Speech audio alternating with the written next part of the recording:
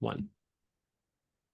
Well, hello. Welcome to the Creative Writing Life podcast, where we talk with writers from all mediums and genres about themselves, their work, and advice they have for writers. I'm your host, Paul Zeidman. My guest today is Laura Samotin, and she is the author of the book, The Sins on Their Bones. We'll be talking about that, and we'll also be talking to Laura about all kinds of fun stuff associated with this book.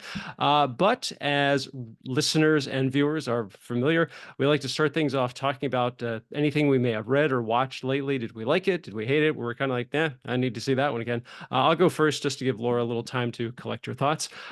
We are recording this a couple of days before Halloween. So I thought it was most appropriate. I watched a couple episodes of The Simpsons Treehouse of Horror, and thank God for Disney Plus because they've got all 35 seasons on there so far. Can't wait to see the 36th one for this year. But I watched probably like 3 or 4 from the past couple of years, and a few of the segments were hit or miss, but some of them were really good. And it's always impressive with the writing that they have on The Simpsons, because sometimes the humor is just so strong and the jokes are just from out of nowhere. And I just love the way they do it. And it's great setup. And you don't even have to be familiar with the characters or even with like what it is they're satirizing. Like this one was involved it was kind of a takeoff on Outbreak, but everybody was turning into Homer. And so that was a good one. But I enjoyed it, and it's always fun and then of course that led into the rabbit hole of watching a few more episodes of regular Simpsons show. But I enjoyed it as I always do. But that's enough blabbing about me and the Simpsons. Laura, what about you? So I will make 2 spooky season recommendations as well. Although I'm a total wimp when it comes to horror and things like that. So Okay. you're gonna get like horror movie recommendations from me, but I will say Interview with the Vampire is a phenomenal show. I just finished watching season 2. The acting is incredible, and I feel like vampires are a classic Halloween Mm-hmm.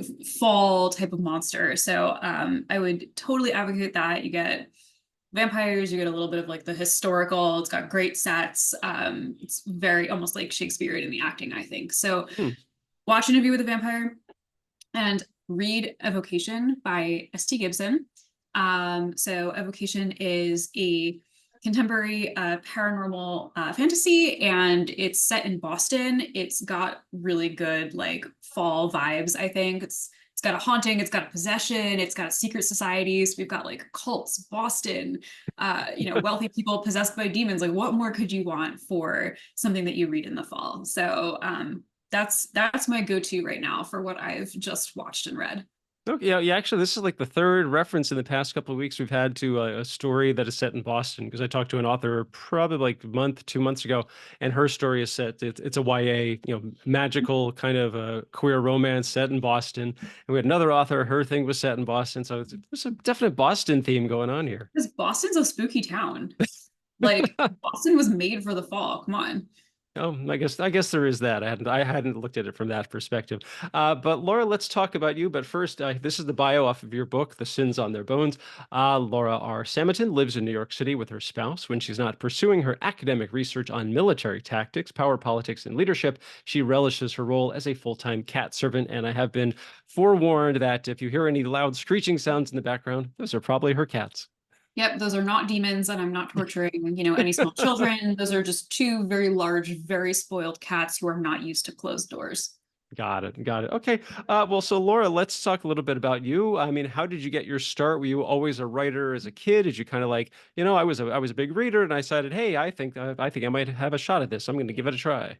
Yes. So my parents actually collected every single thing I ever brought home from school in terms of schoolwork. So I have archival evidence that I have always been a writer because they found a few years ago, they were cleaning out their basement and they found my first ever book that I wrote. It was called A Rat Wow. and the Mouse.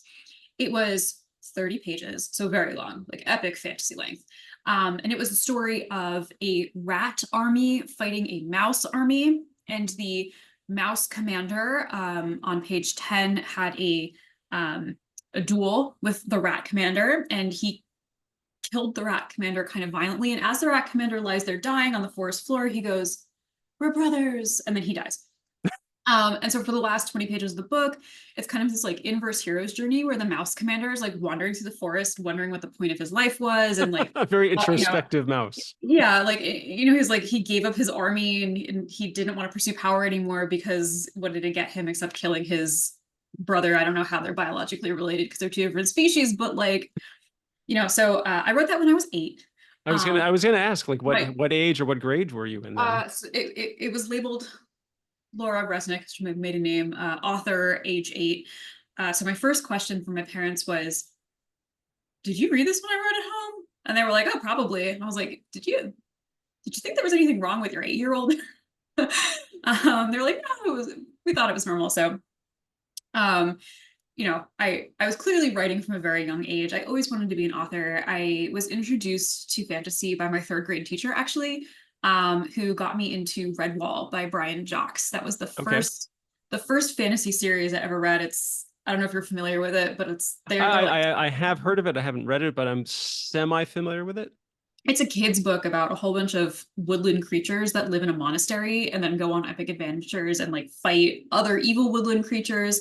So very much like kind of like a Lord of the Rings or like Brandon Sanderson for children using creature like mice and rats. Okay. And so I got very into that and I started inventing my own worlds. But as I got older, as I became a teenager, I stopped writing. I didn't really have an outlet for it. And when I got to college, I really turned to academic writing. Hmm. And I eventually got my PhD in political science. And as I was a PhD student, that's when the pandemic hit. And so the world went into lockdown. I thought it was going to be 2 weeks long. I watched all of Tiger King in like 2 days with my husband. I baked 4 loaves of sourdough bread. I was like, I can't What bake else any is there? bread. What else is there to do for the next week? And so I was like, what I've always wanted to do? I've always wanted to write a book. Like, Hmm. why not? I can't do anything else right now. So I sat down and I started writing YA fantasy. And I wrote it. I wrote a whole book. It was terrible. It was super derivative. Looking back on it, it was like embarrassingly bad, but I did it. And my husband, to his credit, like read this entire really terrible manuscript and he was like, "Are you going to try to publish this?" And I said, "Sure. How hard could it be?" Um, famous last words for a writer. And so all these years later, now I'm very lucky to have been with my agent. I have several awesome publishers that I'm published by. But that was really like the pandemic was what gave me the kick in the pants to sit down and actually start writing fiction and figure out how to do it and how to tell a good story and gave me the time and space to kind of hone that craft. Mhm. So it was awful in a lot of ways, but that was one good thing that came out of it for me. So was it that book that kind of like was your like kind of like your ticket of access to get to talk to agents, or was it, or did you like you said, okay, this I got all of the bad stuff out of my system, so now I'm gonna like focus on craft, and then you were able to take like your next projects and shop those around? Well, no. So I took that book and I was like, this is good. Like, of course. I didn't even really like edit it. I just wrote it and I Wow. was like, this is perfect. I don't think anything needs to change. Instant New York Times bestseller. So your listeners are probably familiar with the way that you do this. If you are an author, you basically have to put together a job application for your book Hmm. and you send it out to literary agents. And if they like it, they will represent you. And then they go and do the same thing and send it on to publishers who will offer to publish your novel. So I sent this book out to agents and I got a rejection 7 hours later, like Oh man. in the span of one work day. And it was Hmm. very, very kind, but it was like, here are some books you could read to learn more about how to like tell a story and how to like have good dialogue. And also here are some books about like how to make interesting characters and basically like an entire reading list of Hmm. like how, how to get better. Here's how to educate yourself about being an Here's author. exactly. And that was my first like realization that like, oh wow, like it's not just about writing a book. It's about figuring out how to tell a story and how to do Hmm. it in a way that really captures readers and also plays to the market. Because the minute you decide to query your book, you have to think about it as a business enterprise. So we're not just thinking about how to tell a good story that will captivate you. You're thinking about how to tell a good story that will captivate readers and that publishers and agents can sell because it becomes a commoditized product. So I shelved that book. It was really bad. I did that reading. I read that whole reading list and I was like, whoa, this book that I wrote. Wow. And so I went and I wrote another book and I queried the same list of agents. And the agent who rejected me in 7 hours is actually my agent today. She Wow, that's offered on my great. second book. She said, you know, seems like you did your homework. You figured out some stuff. So Hannah and I have been together now for oh my God, it's almost like 5 years now. Um, and it's been a great partnership, but it was thanks to her and her reading list and her very kind but informative rejection that I Hmm. actually like started to learn how to be a working writer. Are there any plans to go back to that first one and just kind of like totally, redo it from page one and just kind of like bring it back up to your standards now? No, it was so bad. It was like I call it like the hidden princess trope. It was I wrote YA fantasy and for a bunch of reasons like I'm I'm more drawn to the adult space now, Hmm. just in terms of the content of the kinds of things that I write and the themes that I want to speak to. But I wrote pretty much like the most derivative YA fantasy you could possibly have come up with. It was like kind of putting every YA fantasy I had read as a teenager into a blender and like tall, dark, handsome hero and, petite, brown hair, blue eyed heroine who is special in some way but doesn't know it and, Hmm. ends up with Secretly, the lost princess secretly of the kingdom. exactly and like, falls for the dark, dangerous villain who actually turns out to have a heart of gold. It was a really important exercise for me in being confident that I could actually sit down and do this thing, which was write a story from beginning to end. Um, but it really wasn't any good. So that one will never see the light of day. The Okay. second book, the one that got me an agent, I would love to publish it one day. It unfortunately did not hit any jackpots when it came to publishing. It Hmm. never got picked up, but I know a lot of authors who ended up selling older books after they had success with later manuscripts. So I hold out hope for that one. Okay. I actually want to ask you, as a writer, I mean, because you talked about, stuff you read, introduced as a child, and then kind of like got back into it a little later. I mean, do you have any like authors that you love, but also authors that are like a big influence on your writing, or at least your style of writing? That's a great question. So when I think of authors that have influenced me, it's thinking about authors that have made me really like feel some emotion deeply. I remember reading experiences more than I remember like plot points or Mhm. details or like how people wrote. I don't do a ton of studying other writers on a mechanical level because I don't ever want to be like aping someone else's writing Sure. style. I have a style that I've developed that I think is pretty consistent across all of my works. It's unique to me. But one thing I love doing is figuring out how other authors make me feel things so deeply. So like Leigh Bardugo, reading Six of Crows. I don't know if you're familiar with it, but it's a heist book and it features a found family of all of these. They're teens in the book, but I swear they're actually in their 30s. Like one of them You mean like runs, how they speak and how they act? yeah, one of them runs a casino. I'm like, you're not a That's a 16 typical teenage thing. typical 16-year-old endeavor running a casino. Hmm. Absolutely. So, in reading that, I formed such a strong emotional connection with all of these different characters. And I was like, how did she do that? Like, how did she create this world in which all of these people were so equally vivid to me? And I was so attached to each of them equally. And so I was influenced by that on a mechanical level to think about what are the elements of a found family trope that help readers connect with a larger cast, because that was a reading experience that I wanted to give my readers. I'll say another reading experience that was very influential for me was reading A Dowry of Blood by S.T. Gibson. And full disclosure, we're friends now, so that's cool all on its own. But I remember reading that book for the first time, and it is a very, very moving depiction of trauma and resilience, an abusive relationship, and Mhm. kind of one character realizing over the course of a book just how toxic things had become. And I sat there, I was riveted. And so I remember like reading the book, but then going back through it a second time and going like, what was it that triggered such a deep emotional response in me? And like, how can I learn from that as a writer?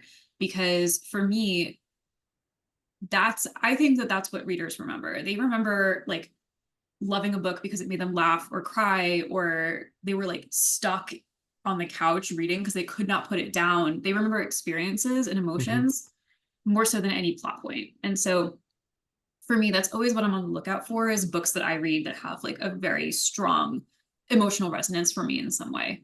And then Yeah, I can go that's what I was back going to to ask you. the Is that it sounds like a lot of books. I mean, this is like it is for a lot of people, that there are books you've read and you can't really identify something specific about what happened in the book or about the characters. Just that I just really enjoyed reading this because it was such a great experience, and that's just a combination of all the elements of the story and the characters, and how the author was able to put it on the page, and how it just has such a resonating effect on the reader.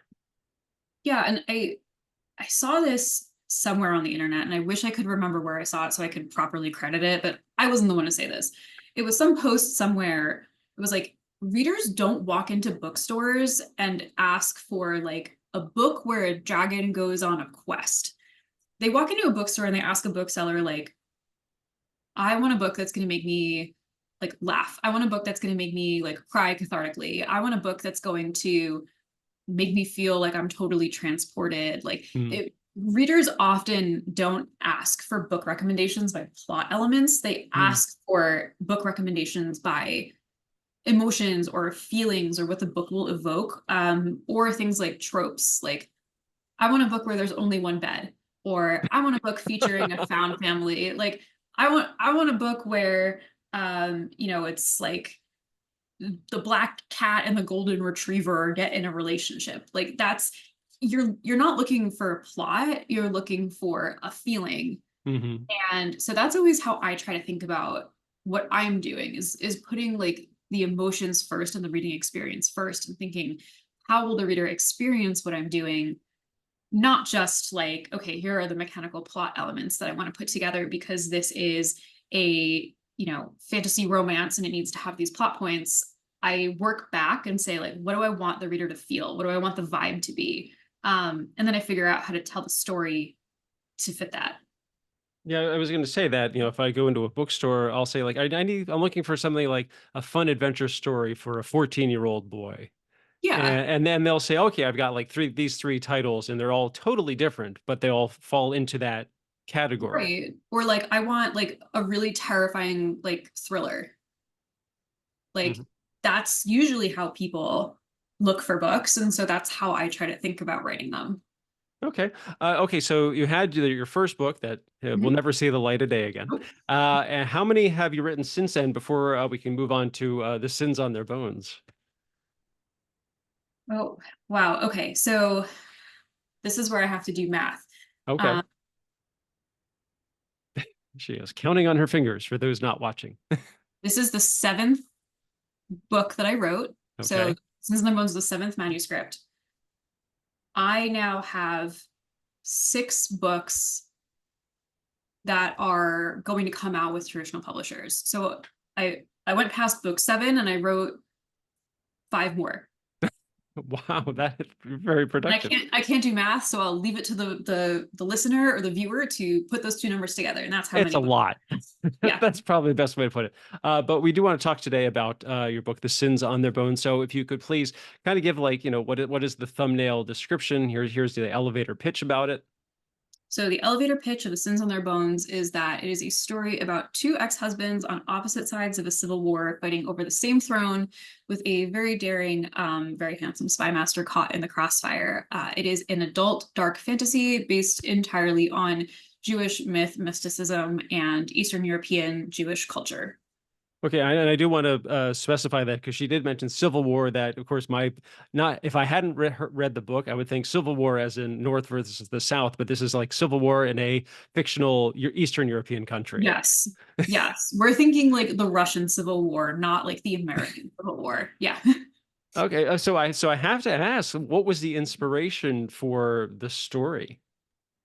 So I usually, the way that I think about building a story is, again, like I start with like the vibes and the feeling that I want the reader to have, and then I work backwards to the plot. And I have these notes on my phone. I used to do it in like actual notebooks, but now I just get hit with ideas all the time, so I had to make it portable. So I'll write down like little scraps of ideas, and I think that the one idea scrap that played into this was I woke up from a dream one night, and it was the middle of the night, and I typed on my phone, "What if the Romanovs were Jewish?" Which is like a very bizarre thing to type. And when I woke back up, I had no idea what it meant, but it was there. And then I watched the second season of the Le Bardugo TV show, and that, which again was like loosely, it was two of her series were put together. Six of Crows was one of them, and I thought that it was so good because it was like dark and moody, and there was like one scene where like two of the villains like appear like in an alley together at night, and they like glare at each other, and my brain just went, what if they kissed and tried to kill each other? That was what flashed through my mind. So then I started being like, huh, that's an interesting premise. Like, what if you had two um people who were both like on this morally gray spectrum, and they were going at it, and there was like some sort of power dynamic. And then I started looking at my notes app and was like, huh, what if the Romanovs were Jewish? And at the time I was having some conversations with my agent about the types of books that I wanted to write that I didn't feel like were going to have a home in traditional publishing. I Mhm. am an Eastern European Jew. I am a queer person, and I was in this space where I really was looking for books about people like me, but the only ones that I were finding were historical fiction books that were usually based in the Holocaust. And that's totally fine. Those are very important stories. But for me as a reader, I was like, I kind of just want to read a fantasy where like everyone is like me, and that's not a problem. Like no one's a hero because they're punching a Nazi in the face. Mhm. And so I told my agent, I was like, look, like, how bad do you think it would be from a sales perspective if I wrote an entire book where everyone was a Jew and it was Jewish normative, and the magic system was based on all this Jewish folklore that no one has ever really like used in fantasy? And also, what if I made it super gay? And my agent, to her credit, was like, nope, you have to go for it. If that's the story you want to write, you got to tell it. And we will do our best to sell it. And so all those things kind of like came together, and I just started writing. And it's hard to describe how ideas come to you, but like Mhm. it's almost like telling a story to yourself. Like I started out with this premise that there are two people on opposite sides. Neither of them are super good people, but Mhm. both of them have good reasons for why they've done bad things. And then I evolved to what you see here, like over the course of 3 years and many, many rounds of expert editing with my Sure. amazing editing team at Penguin Random House. Yeah, I wanted to ask that you've really created this world that it feels very authentic, even though it's totally fictional. That because I was writing notes as I went along, that it almost feels I originally had feels like very folk legend from the old country type of thing, but it's not a folk legend. It's supposed to be, quotes unquote, historically accurate, but it's a for a fictional country. So I think that my first question about that one was that the kind of vibe that you were going for, or was it kind of like, okay, here's, this fictional interpretation of, Eastern European post-conflict and the people that were heavily involved with it. And it was that kind of like, okay, when you started with it, is that what it went for, or did it gradually develop into that? So when I started writing, I always say, like, I'm not a super creative writer. So I went in and I was like, you know what? I haven't ever read anything that uses Jewish myth and mysticism as a magic system. Why don't I just rip it all off? Like, you're not Sure. plagiarizing if you're using folk tales from the 1600s, because that is definitely common use by now. Hmm. So I went in and I was like, let me make the magic system entirely based almost on like Kabbalah, and all of these Eastern European Jewish folk tales. It was a lot of stuff that I had heard from my own grandparents, like don't drink water that's been left out overnight. And I never knew like why they would say that, but it's actually because Eastern European Jews believed that demons would infest water that was left out uncovered overnight. And if you drank it, you could drink a demon, which obviously would be terrible. So I started off with a magic system like that. And then I knew I wanted it to be in this vaguely Eastern European world because I wanted it to match where my family was from. Hmm. So I'm a Lithuanian Jew, and I also have family that came from Poland. And so I was like, I would love to kind of explore and reimagine those places in the world, but it can't be historical because in reality, my family was driven out of these places by anti-Semitism and pogroms and forced conscription into the Tsar's army and a whole bunch of other really terrible stuff. So like you can't separate the real lived experience of these places and people who lived there from what happened, which is exactly what I was trying to do. So I was like, you know what? This isn't historical fantasy. I'm going to make up a new place. And so I did. And then I kind of realized that what I was doing was almost creating an alternate history analog to real life Eastern Europe in the 1890s and just doing it almost in like a man in the high tower type of way. Like, what would it have been like if everyone here was a Jew and Jews were in charge and that was the state religion and that was the common religion and we didn't have anti-Semitism and politics were left to develop in a little bit of a different way? Like, what would we have gotten? Hmm. So it's definitely not historical fiction, because this is not set in a real place, but everything in it is accurate to a specific time and place in Jewish culture and history, if that makes sense. So Hmm. I was trying to walk this fine line between coming up with something completely new and using real world stuff, but doing it in a way that made sense given the actual lived historical context. Okay, no, that makes a lot of sense. That I was really impressed that as the story progresses, that's how we are educated about the world that all of this takes place in. Some of it's through dialogue, and some of it's just through an omniscient kind of narrator. And I thought it was just that you're not shoving it all in our face from the outset. It's kind of like you're just kind of like, giving us breadcrumbs along the whole way, probably till about like halfway. And then it's like, we're pretty established on what this world is like and what happened before with all of these characters. And I just thought it was really well presented. That one of the things I also noticed that, um, the structure of the story, because my thing is really screenwriting, and where structure is everything.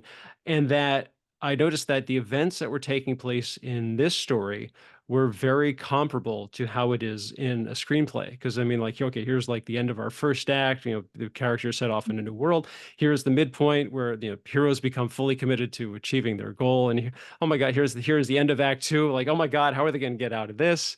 And I just thought, I was wondering if that was any kind of influence. I mean, have you done any, have you dabbled in screenwriting at all, or is this kind of like this is how the structure of the story was put together? Well, thank you, number one. Number two, one of the books that my now agent recommended in that initial rejection email was Save the Cat Writes a Novel, which Okay, is a tool to adapt the Save the Cat screenwriting technique to novel writing. And got it. so, um, if your listeners aren't familiar with Save the Cat, it basically breaks down a screenplay into specific chunks and says, like, this is where like this happens and this is where that happens and here's like where this arc will take off and here's where this arc will land. um and so I started studying it and it clicked with me as a storytelling mechanism. And then all of a sudden I was sitting down to watch movies with my husband, and I'd be like, those two characters are going to kiss in like checks wash 4 minutes. And he's like, how do you know that? And I was like, oh, because it's like Save the Cat. And I was like, up, the movie is an hour and a half long. So like what's, 82% of the way through, because that's probably where we're going to hit like the dark night of the soul, which is where Mhm. everything seems like it's lost. Sure. Um, and I think that this is a very classic storytelling structure for a reason, because it keeps the reader invested and keeps them going and never lets the pace lag too much. I like to write books that that feel like you can sink into them, but never leave you languishing for too long and just like wandering through the woods. Mhm. So I do use Save the Cat as my special trick. If you are a writer, definitely get Save the Cat Writes a Novel. I love that book. Um, and then for me, another thing that is almost, I'm glad that I didn't realize I was doing this in the beginning, because I actually would not have done it. So this book is actually written in medias res. And I didn't realize that until I had written the book and sold it and edited it with my editor. And then I went on my first ever podcast and they were like, so as a novice writer, why were you brave enough to write, your book in medias res? And I was like, in media what? Um, so in medias res is a technique where you start telling the story in the middle. And this is indeed a book that starts in the middle of a story, because the two main characters are Dmitri and Alexei. Dmitri was the Tsar of Novosvitsevo,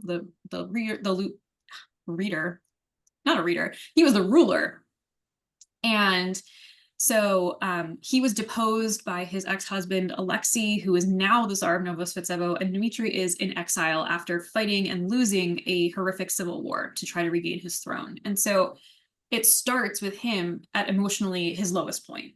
And it's in a more typical, I think, fantasy book, you would have seen the entire arc of their relationship and the way it broke down. You would have seen Alexei overthrow his husband. You would have seen the war. And then maybe what we were looking at here in The Sins on Their Bones would have been book two. But Mm. I've always been very interested in what happens after and how people pick up the pieces and how people live through this kind of trauma. It's an academic and a personal interest of mine. And so I was like, no, like I don't want to tell the war story. Like there's so many Mhm. fantasy books about the war. I want to tell the story about what comes after. So I just went for it very naively. And it's very difficult to do that. I hope I pulled it off okay, because you're starting with someone at their lowest point. They're not very attractive characters to begin with. They're defeated, they're depressed. Dimitri spends the entire time like super drunk, and he's not having a good time, and he's not super sympathetic because he's dealing with all of this trauma and he hasn't figured out how to fight his way through it yet. And so the trick was trying to get readers to care about a person who's at their lowest point when they don't know why, without dumping all of this information on you to say, like, and 6 months ago this happened, and a year Right. ago that happened, and here are Mhm. all the bad things that ever happened to this person who you don't know and don't care about. So it was definitely a tricky thing to manage. And like I said, if I knew more about storytelling when I wrote this book, I would never have done it. So I'm very glad I was naive about it and just like jumped into the deep end. Well, I was going to say that I think because I alluded to that earlier, is that we don't start at the beginning of the story. That we Nope. start and we're introduced to these characters, and yes, of course, we have questions about who are these people, what happened to them, what is going on, but you also take your time in explaining, uh, kind of like starting to look backwards and Mhm. kind of like figure out, okay, that Dimitri's reminiscing about how we met Alexei and how that relationship went. And then you also have Vasily, the spy master, and his connection to it. I think what was also really good is that the characters, I mean, not just the three main characters are very well rounded, but you do a really good job of fleshing out the supporting cast, like Dimitri's loyal followers, Mhm. and who are I was really hoping for more about them, but that was just my take on it. And Book all and two. also and also like there's a thing like they meet this like really crazy like a magical librarian type of thing, Yeah. Alexander. And I was Mhm. like, my God, there's a book right there, because he's like Yeah. his roommate's a severed head, and Yep. so that doesn't make you want to read this more. I can't imagine what else would. But I want to ask that for the whole story. So was there a lot of outlining involved, or was it kind of like, because I've talked to both outliners and pantsers before, and like a lot of like a recent guests, they were like, oh, I just totally let the characters kind of dictate how things are going to go. Was that how it was for you, or did you kind of like, okay, I know where I want to go, and then I know how to get there? So for me, whether I'm a plotter or a pantser depends on the book. Okay. This book I pantsed all the way through. So I just started writing and I just didn't stop until I got to the end. And that meant that I had a lot of fixing to do when we were going through edits with my Hmm. editor. There was actually a completely different third point of view. Instead of Vasily the spy master, it's a three point of view book, and he's one of them. But instead of his point of view, there was a random peasant girl named Zora. Um, I don't really know what she was doing or why she was there. She was a whole third of the book. She was like mad at Dmitri because she served in his army and they lost, but like she tried to kill Dmitri, and when she failed, she was like, "Oh, I'm gonna help you kill your ex-husband," and stuff. Like it made Just didn't no work. sense. It did not work at all. And so my Okay. editor was like very gently, she was like, "The other two points of view are great. And have you considered maybe getting rid of the third one?" And so Hmm. she actually suggested that I replace Zora with Vasily, which I did, which made the entire book click. So Hmm. it wasn't so much a process of outlining as for me like iterating. That's how I think about how I write. Is my brain tells me the story, I write it down. Then I have to sit back and reflect, usually with the help of other people who I inflict my first drafts on. And then I'll sit and be like, okay, what's working, what isn't working? And then I'll go through and I'll write the story again. Sometimes I will write three or four entire drafts of a Mm. book that are completely different. And that's just the way my brain works. It's not necessarily the most efficient way to do things. I think I would be a lot better off if I was a plotter, but that's just not how it works for me. It's like my brain wants to tell the story, and sometimes it takes a while to get around to the way it actually should be. As I was going to say, so when after you kind of realized or figured out that this Zora plot line wasn't working, and you said, "Okay, I'm going to take this out," how much did that affect the other two? Because it's pretty much three primary storylines for each of these characters. Well, in a sign that Zora really needed to go, it didn't affect the other ones at all. Oh, wow. Yeah, so if you it's my I call it the Zora principle now. If you can remove a character and the plot doesn't change, that character never should have been there in the first place. Oh, So, that is very much a screenwriting thing too. yep, it was so easy to kill her off and just yank her point of view out. And a lot of things actually ended up making a lot more sense with the story and the plot that I had. Hmm. When I had this other character who was able to fill that role in a way that made like way more sense. He had a Dimitri had a spy master. It's Vasily in the original version. For some bizarre, nonsensical reason, he elects to have an untrained peasant daughter of a butcher ex-soldier go spy on his ex-husband instead of like the man he employs to literally do Hmm. this job. Um, like I said, did not make a ton of sense. She was easy to yank out. And so filling that in with like the correct character actually helped a lot of other little plot elements fall into place. Yeah, I was gonna say I can totally relate to what you're talking about because the script that I'm finishing up, that I wrote two drafts of it before I realized I had the wrong main character. Yeah, it That because happens. I thought because that's what I originally came up with. So I was trying to figure out a way to make it work. But after two attempts, it wasn't clicking for me. And I realized that this other supporting character, she would make a much stronger main Mhm. character. And I just kind of Yep. totally, turned the story around and threw a lot of stuff out, and boy, did it just take off from there. And it's and the result, I'm so much happier with it. But sometimes you just got to work your way through the wrong path before you find the right road. Yeah, at least for me, that's how my brain works when it comes to writing. Like, I've got to tell the wrong story so that I can tell the right one. Hmm. Okay, so I wanted to say that, okay, so you've established that there are three main characters and each one has their plot lines, but they all intersect. Then Mhm. I was realizing it's not really a love triangle per se, but there Yep. are strong emotional connections between each of those points. Between Yeah. Dmitri and Alexei and Vasily. I hope I'm saying that right. And Vasily and Dmitri.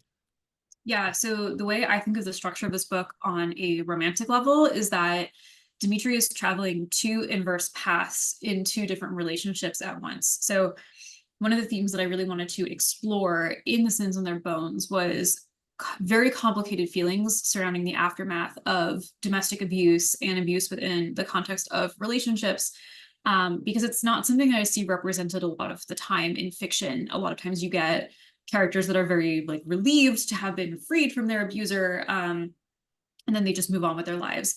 But one of the important elements for Dmitri is that he still carries a ton of guilt for what happened. He believes that he forced his ex-husband to do these very abusive things to him. He's still very much in that mindset of having been gaslit into thinking that he was the one who did the wrong thing, that he forced Alexei to abuse him. And he's still very much in love with his husband. He has not had that clean break. So there's a lot of longing and then a lot of guilt for still having feelings for the man that destroyed the country and almost killed him. So it's very complicated, and the story of the book and his relationship is basically him falling in love with someone else and realizing or being taught what it means to be loved so much better than he had been. And so as he falls more and more in love with Vasily, he falls more and more out of love with Alexei, because he's learning what it means to actually be valued as a person and cherished in a relationship. So I think about it as traveling two opposite paths. And there's a point at which they intersect, and that's the point at which Dmitri is like weighing these two options, or these two relationships that he has, and being like, do I choose to move forward, and do I think I'm worth moving forward and worth like regaining this sense of self and self-confidence and worthiness, or am I going to let my ex-husband take that all from me? So that's how I think about the relationship structure. It's not a love triangle, but it's kind of like it's a triangular relationship. Yeah. It's like love parallel bars in gymnastics. Like Okay. they're going like in opposite directions. Sure. One of the things I really was a little surprised about, and I think it probably adds some dimension to his character, is that in the end, when there's that first meeting again between Dmitri and Alexei, that Alexei is kind of like, he's still torn about it. That I really thought he was just going to be like this real jerk, like kind of like, oh, ha ha ha, it's my turn to get revenge. But he, like, you go into like some of his inner monologue or his inner dialogue, thinking, he still has feelings for this guy who, all these things happened. And I just thought that was a really unique way to approach it. It was totally unexpected, but I think it added to his character.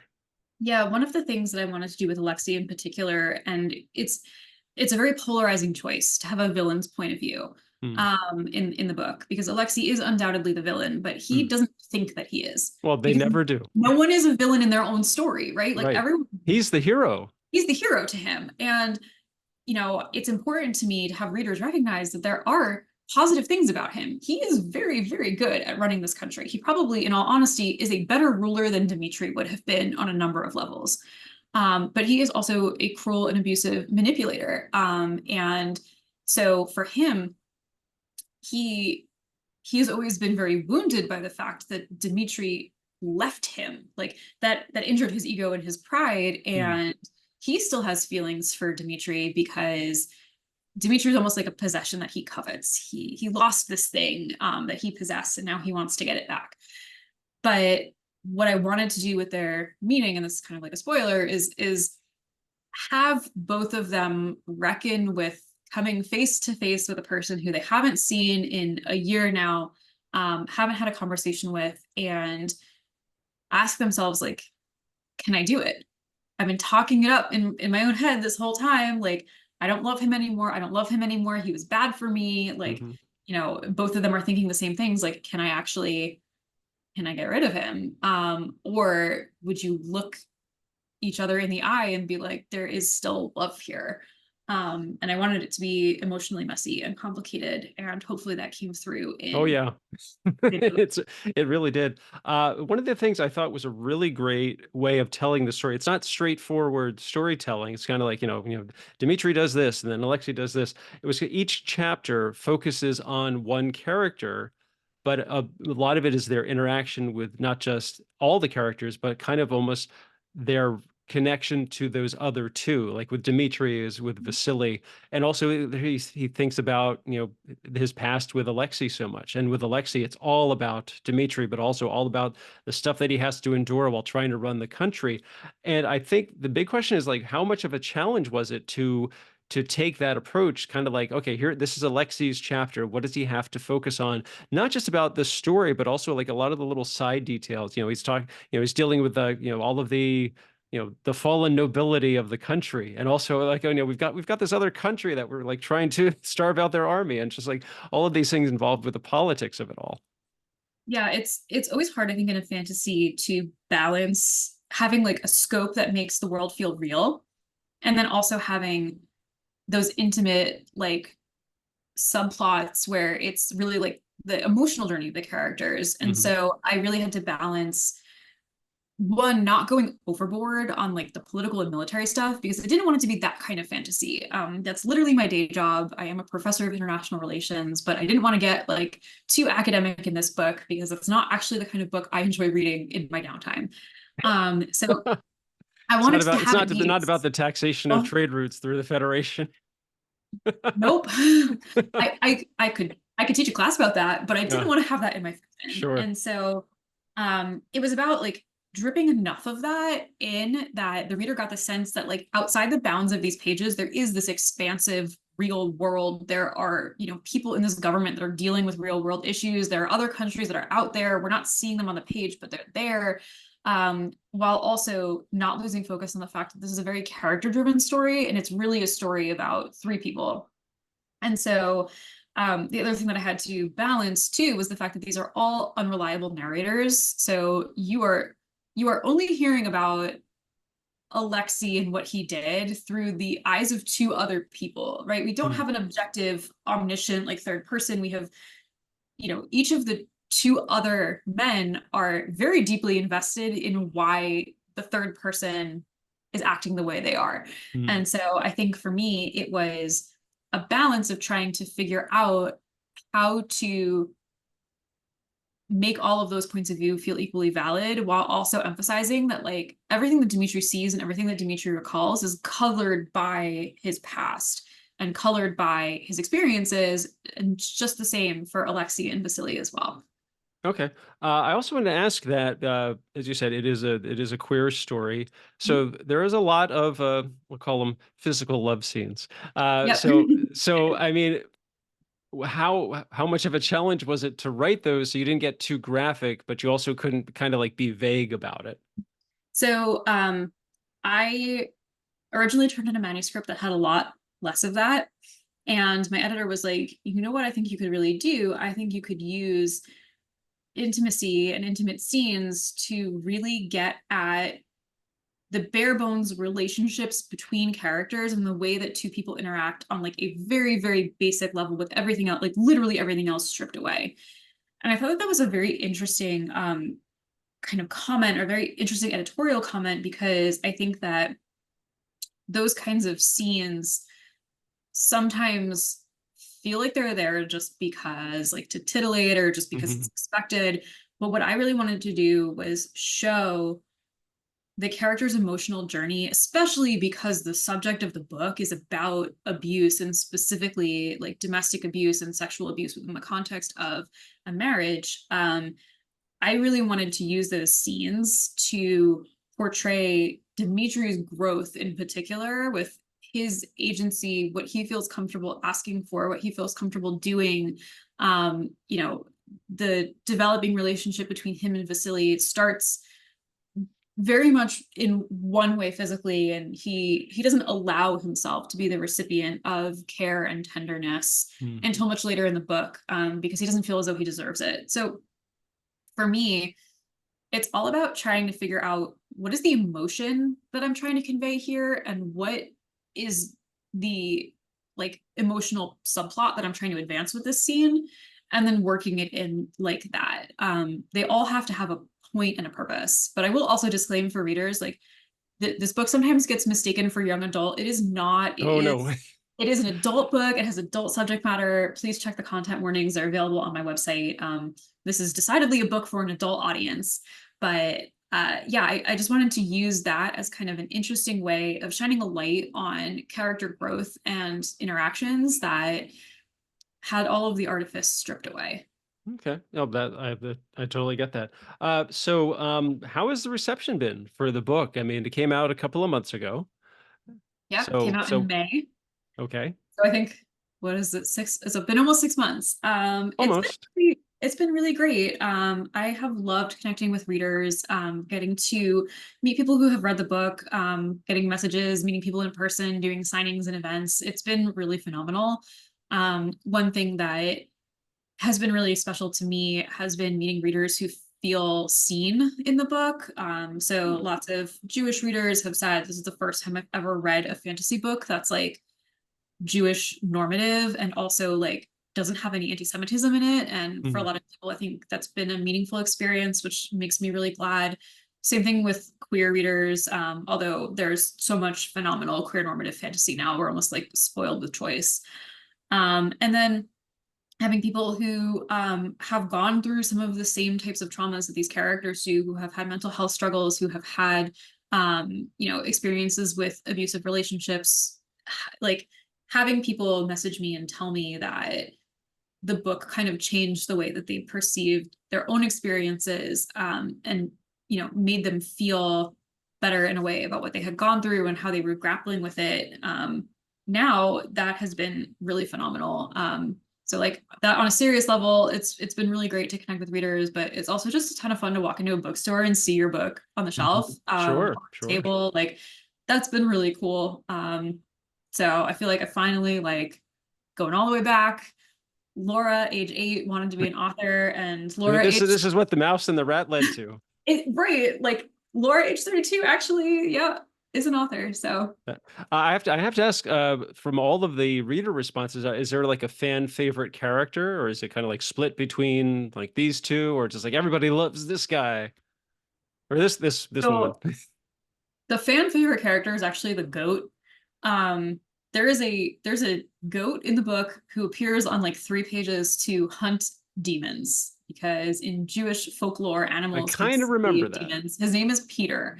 In case you're wondering, he's totally fine. I would never harm an animal in any of my books. I'm an animal lover. It's not going to happen. So everyone loves this goat. And then I think it's kind of a toss up between people who love Vasily and people who love Dimitri. I have a Okay. few Alexei lovers. I really appreciate all of them because they're like, if villain, why compelling?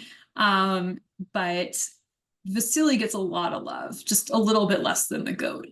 Okay, I honestly I vaguely recall the goat, but I was going to say regarding Alexei, like everybody loves a bad boy.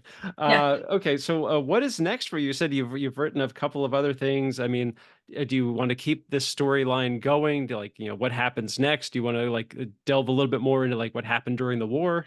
So this is actually the first book in a duology. The Okay, second book is called The Lure of Their Graves, and it comes out in June of 2025. So we're actually getting kind of so close, yeah, about six next months from year. now, next year.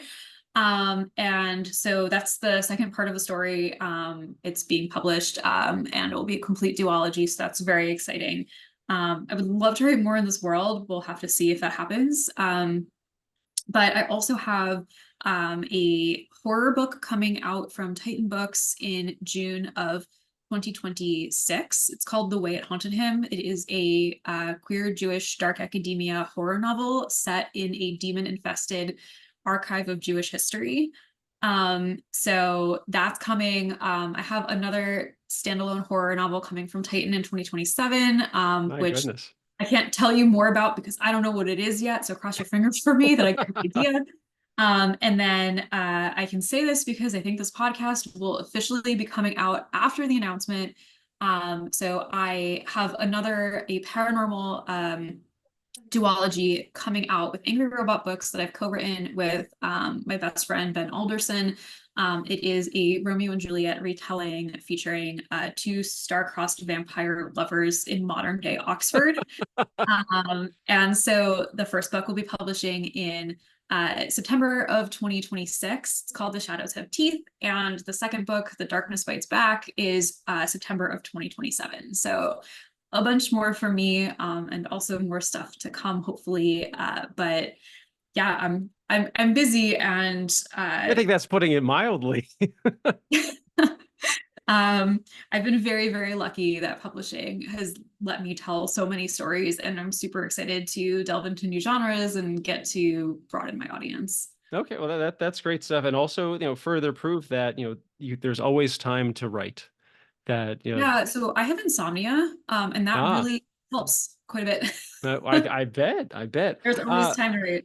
Okay, so Laura, what I'd like to wrap things up is just asking our guests, like, what advice do you have for writers? It doesn't have to be about, genre specific, or, it helps to have insomnia, that's a particular kind of advice, It- but, it's just like kind of like one lesson you'd like to impart.